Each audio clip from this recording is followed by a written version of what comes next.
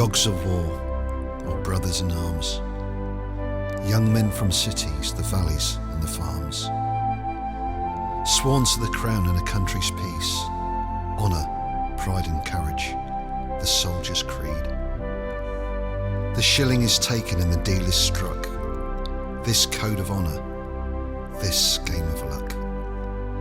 Pain's now his friend in so many ways, a soldier's burden for the rest of his days. But why go to war? A war that doesn't end. If not our heroes, then who do we send?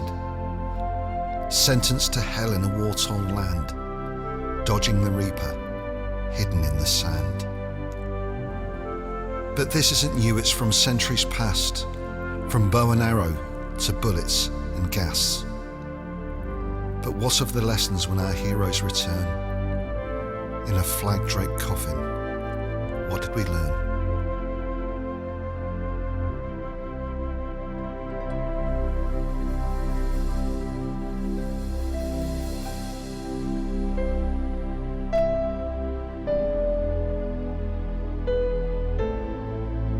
So we begin our journey on neighbouring shores.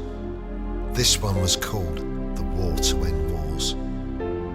Trenches were dug and Tommies were slain. They say the First World War was all done in vain. Then from the first to the second in a new kind of hell, a bully is in power and a country has fell.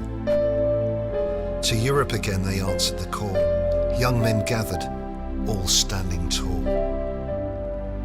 On land and at sea the battles are fought, inch by inch their liberties bought. And then came the time of the Battle of Britain, defending our skies, our future was written.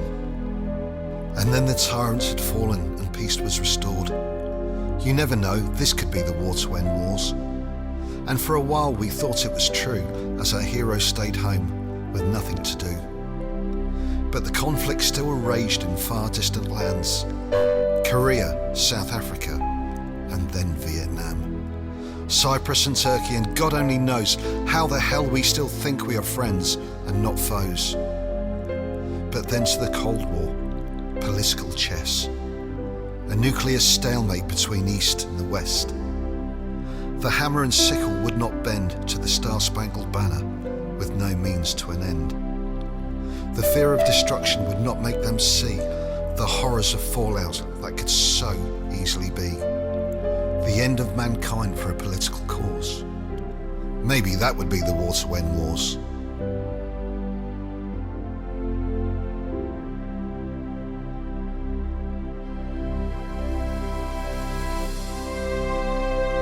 But the wait was not long before violence returned, because in '69, innocence burned. In the Emerald Isle, the theatre was set, a land full of hatred, fear and regret. The minister said we'd be home in December.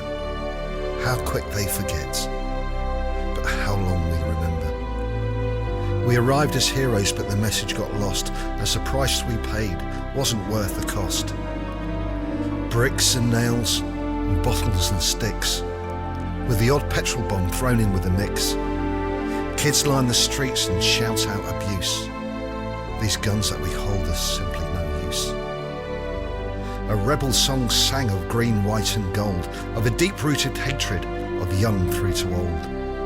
No matter the threats, they must remain true, because they swore their allegiance to the red, white and blue.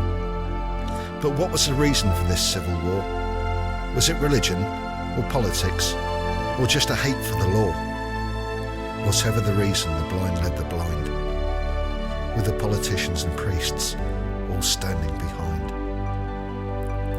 But while the war raged within our own land, fate was close by to deal its next hand. Ships and troops were rallied in panic to go fight a war in the South Atlantic. The task force arrived and the job began to liberate our people from an occupied land. But the altar of freedom came at a cost, as once again lives were tragically lost.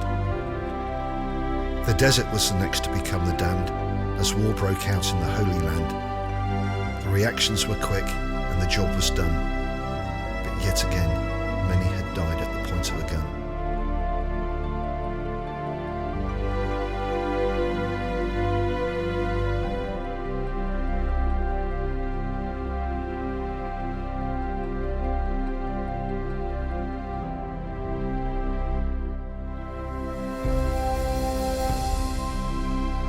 And then back to Europe, but this time the East, to Bosnia and Kosovo, to ensure there was peace. Still the lessons of history had not been learned, as once again the innocent were banished and burned. Villages and roadsides were full of the dead, as ethnic cleansing stained the government red. But all our heroes could do was watch in pain, as the horror unfolded again and again. Then that was that, and peace was restored. Even in Ireland, they were talking once more. Could it be that we were now finally finding peace? At last, all the killing and dying could finally cease. Then all of a sudden, Armageddon came. As the Twin Towers fell and war broke out again. But this time they faced a new kind of foe. Back to Iraq and Afghanistan, our heroes did go. And there in that land, they continue a fight in a terrorist war with no end in sight. IEDs and ambushes, firefights and mines, and yet again we've ignored the danger signs. But they died for our freedom and our right to live. On land, sea and air, their lives they did give. Those that survive still live with the pain, reliving their nightmares again and again. So when we enter our time of remembrance, lest we forget the pain and the courage, the blood and the sweat. We owe so much, as Churchill once said. So as the last post ends, bow your heads and remember our dead.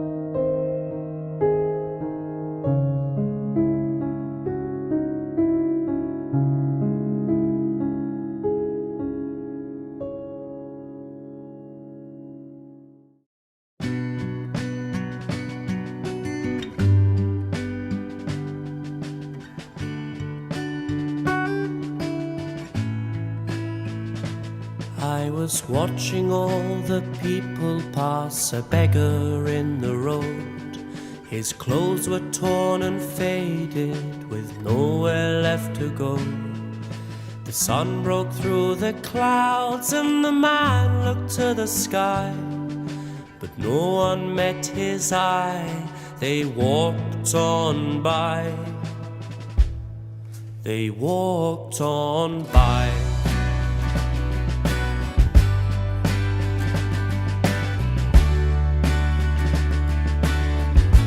But the desert sands of Afghanistan lie choking in his lungs, and the shrapnel wedged in his wounded legs remind him of the guns. His head resounds to gunfire, his nerves are shot to hell. In sleep he lives in nightmares of stories he can't tell. Oh, crowds of moving people pounding pavements every day, where smiles are rare as unicorns and lives are color grey. But no one sees the soldier, the hero in the street. But would you like to meet him?